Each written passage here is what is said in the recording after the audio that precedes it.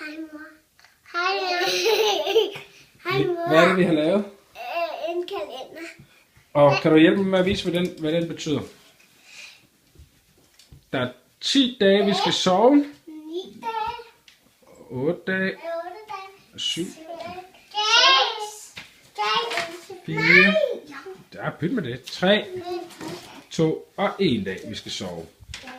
Og det vi så skal gøre, det vi så kan se her, det er, at når vi har 10 dage tilbage. I morgen, der skal vi tage den der ned.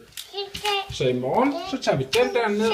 I morgen tager vi den ned. Og så er der 9 dage tilbage. Og når man vågner, når den er rød, så når man vågner efter man har sovet der, hvad er det så, der kommer? Mor. Så kommer mor.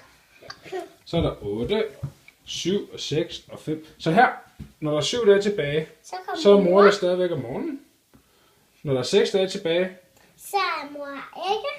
5 dage tilbage, Så er mor ikke. 4 dage tilbage, så er den grøn. Hvad betyder det? Det betyder, så kommer mormor,